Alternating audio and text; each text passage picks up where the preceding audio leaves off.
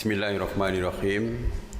Assalamualaikum warahmatullahi wabarakatuh dan salam sejahtera kepada seluruh rakyat Malaysia yang dikasihi sekalian. Seperti biasa, saya akan mulakan dengan laporan mengenai tindakan Task Force Operasi Pematuhan. Semalam merupakan hari ke-7 pelaksanaan PKPP. PDRM melalui Task Force Operasi Pematuhan telah membuat 69,370 pemeriksaan bagi memantau dan menguatkuasakan pematuhan SOP PKPP berbanding 66,478 pemeriksaan pada hari sebelumnya. Sebanyak 3,677 pasukan pematuhan telah membuat pemantauan yang melibatkan seramai 16,712 anggota berbanding 3,591 pasukan dengan 16,523 anggota pada hari sebelumnya. Polis telah menahan 61 individu di atas kesalahan engkar arahan PKPP dan daripada jumlah tersebut 9 individu telah direman dan 52 individu telah dikenakan kompaun. Ini merupakan penurunan dari hari sebelumnya yang mana 23 individu telah ditahan dengan 3 individu direman dan 20 lagi diberikan kompaun. Antara kesalahan-kesalahan engkar PKPP termasuklah aktiviti di pub dan kelab malam, aktiviti refleksologi atau urut dan juga aktiviti yang melibatkan pelanggaran SOP mengenai penjarakan sosial.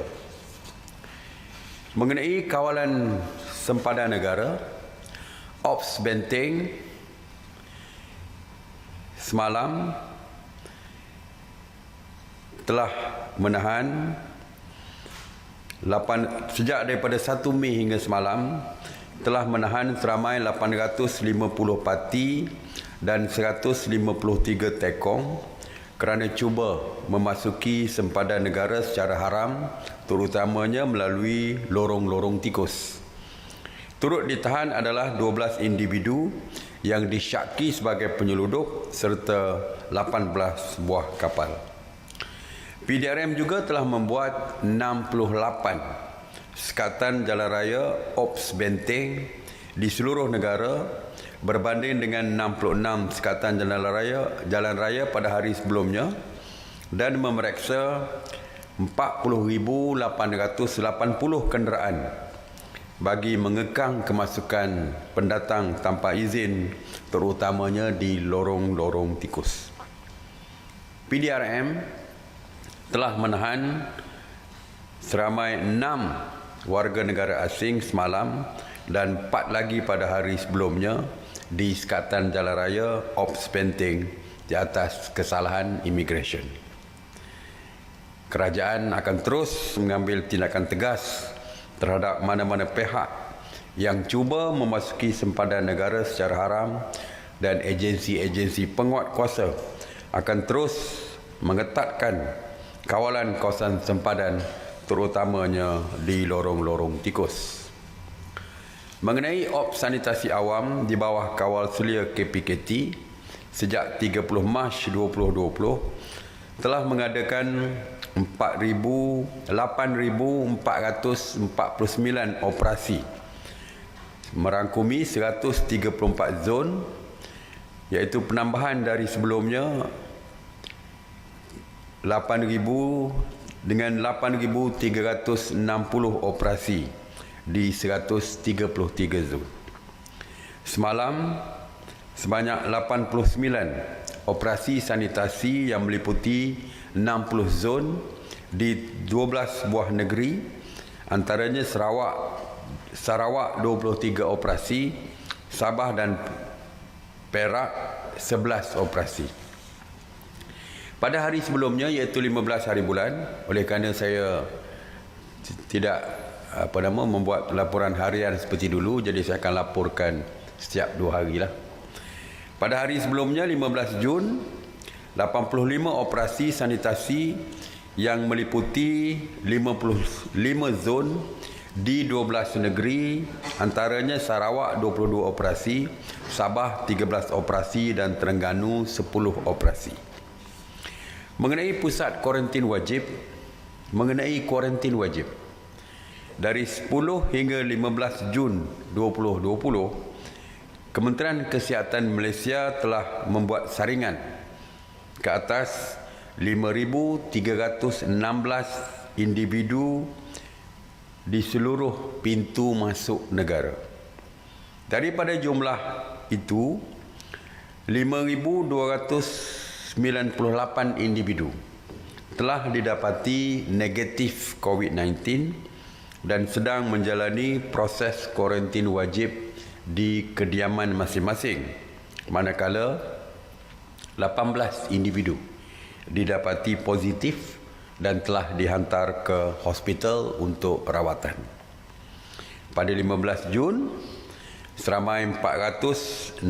pada 16 Jun, seramai 464 rakyat Malaysia telah pulang ke tanah air melalui lapangan terbang antarabangsa KLIA.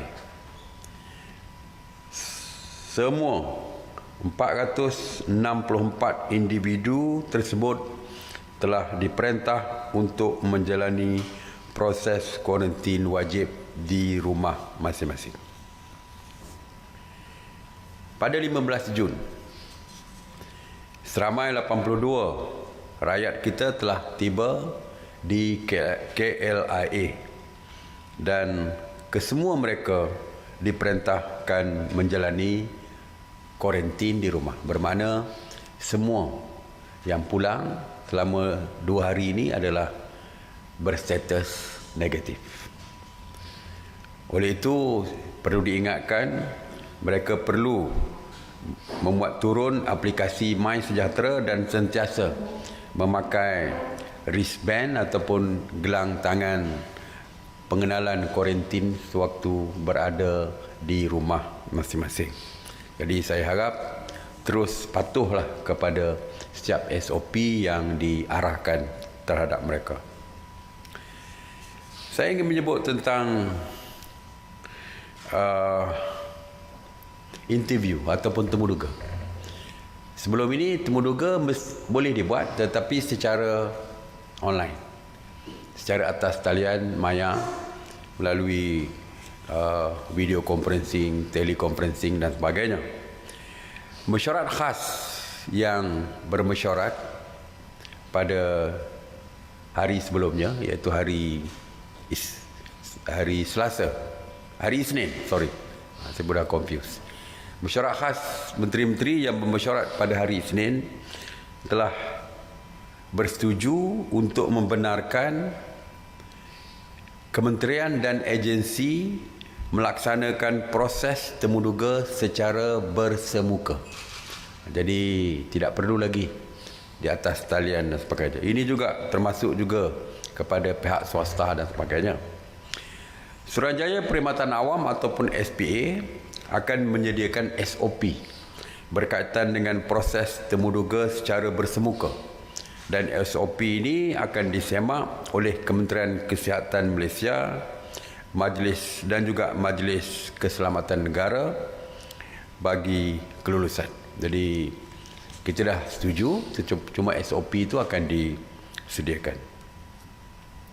Dan apabila kita meluluskan SOP ini kita akan edarkan sebagai rujukan kepada semua kementerian dan agensi yang lain.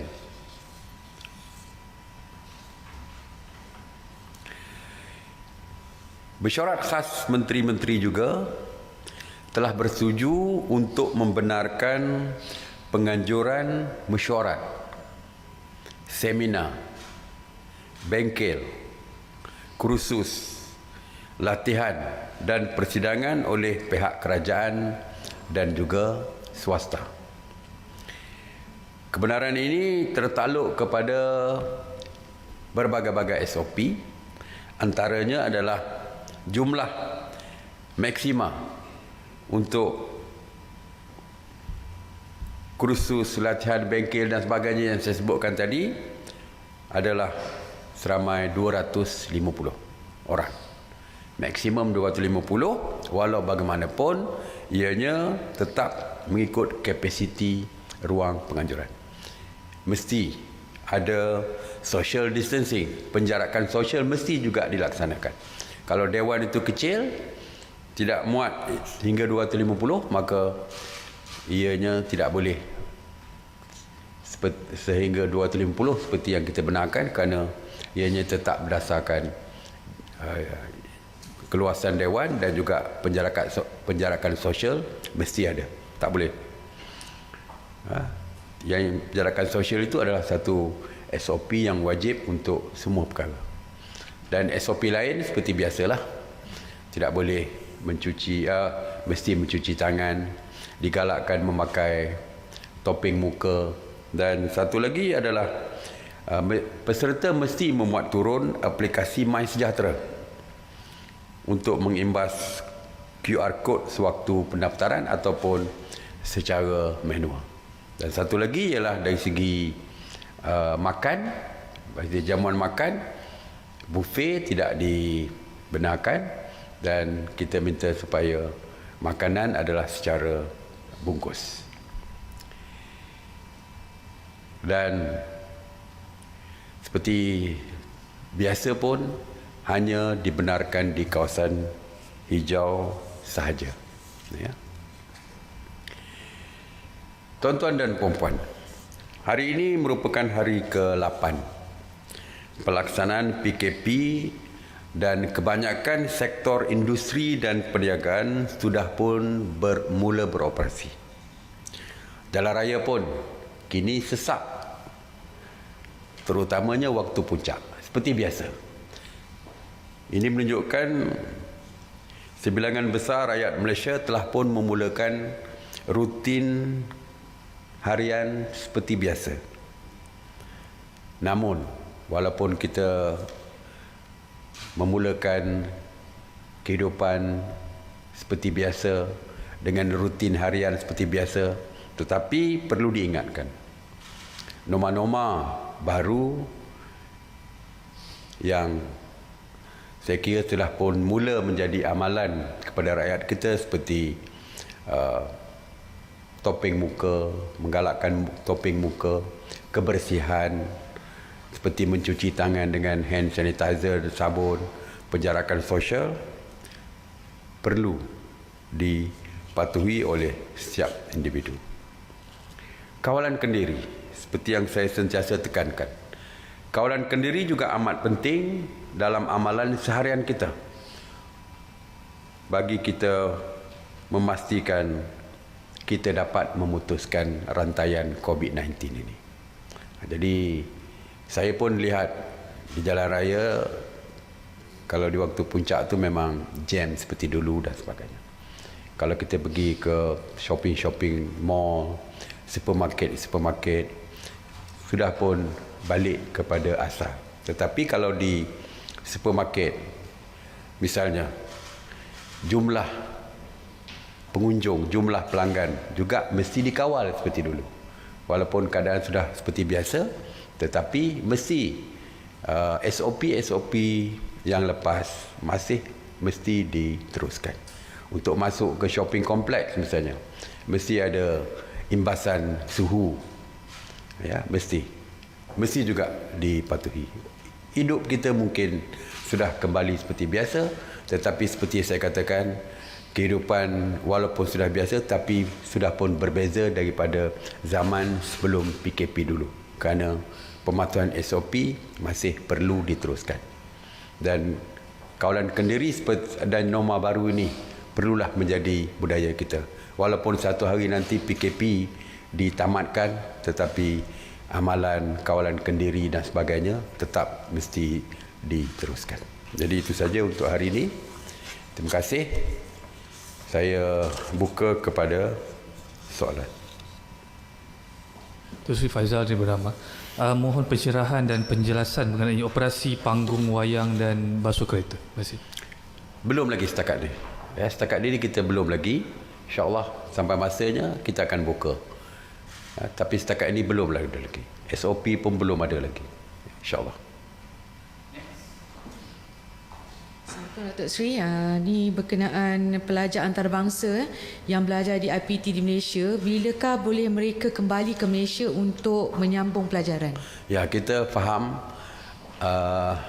bukan setakat IPTS ataupun IPTA yang ramai, malah sekolah-sekolah antarabangsa pun memohon daripada kerajaan supaya membenarkan pelajar-pelajar ini pulang untuk belajar ke negara kita. InsyaAllah, saya percaya besok ada mesyuarat khas pagi, kita akan bincangkan untuk kebenaran dan juga SOP. Jadi insyaAllah hari Jumaat nanti boleh saya umumkan mengenai pelajar-pelajar asing yang belajar di negara kita.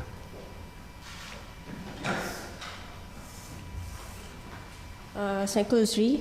Isu tekanan mental di kalangan kanak-kanak sekarang ini sedang berlaku kerana lama mereka tak melihat dunia. So jadi apa saranan kerajaan yang memandangkan sebelum ini kanak-kanak ditegah untuk berada di kawasan awam? Sekarang ni dah boleh. Ya, kita tidak ada larangan untuk kanak-kanak beriadah lagi, tidak ada larangan. Ya, taman-taman permainan dah mula dibuka. Anak-anak dah boleh keluar. Cuma peringatan kita adalah supaya janganlah berhimpun beramai-ramai di kawasan riadah tersebut. Sebab kita dah katakan, kalau boleh perlu ada penjarakan sosial, tidak ada berhimpit-himpit dan sebagainya. Jadi walaupun taman permainan dibuka, tetapi SOP-nya tetap juga perlu dipatuhi, larangan-larangan. Begitu juga dengan shopping kompleks.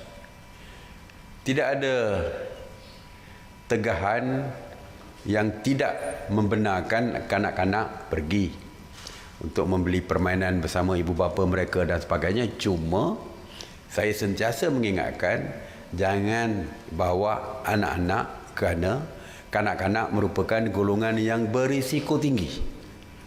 Jadi ibu bapa perlulah menjaga kepentingan anak mereka, walaupun mereka yang membawa anak sebagai contoh, tidak ada hukuman pun kerana tidak diwartakan, iaitu anak-anak tidak boleh dibawa keluar untuk ke restoran ke untuk pergi ke shopping kompleks. Tetapi oleh kerana anak-anak merupakan risiko tinggi dari segi jangkitan COVID-19, maka kita galakkan supaya anak-anak tidak dibawa bersama. Itu saja. Ya, tapi maknanya kalau kata mereka tidak dibenarkan melihat dunia, dah lama dah kita benarkan mereka melihat dunia. Cuma ibu bapa pastikan anak-anak mereka dijaga dengan baik supaya terhindar daripada jangkitan COVID-19 ini. Okey, Datuk Seri, satu lagi daripada saya. Kalau ikut SOP yang dikeluarkan oleh MKN untuk meja makan di kedai premis makanan hanya 4 pax maksimum dan untuk semua meja tu. Jadi kalau ada meja yang lebih besar, contohnya untuk 10 pax hingga 16 pax contohnya, adakah dibolehkan jumlah duduk tu berpandukan saiz meja tu lah lebih banyak ke mungkin? Ya, boleh. Bagi saya boleh. Selagi ada penjarakan sosial, boleh. Kalau meja panjang boleh muat 10. Tetapi mesti ada penjarakan sosial. Isunya adalah penjarakan sosial. Ya. Kalau meja besar 10, dia duduk 2 orang sebagai contoh. Jadi kalau dia 8, boleh muat untuk 8 lah. Jadi kita tidak ada halangan dari segi itu. Ya, kita bolehkan. Assalamualaikum Datuk Seri, saya Duratul daripada Bernama. Saya nak tanya Datuk Seri berkenaan soalan penjaja untuk pasar malam ni lah.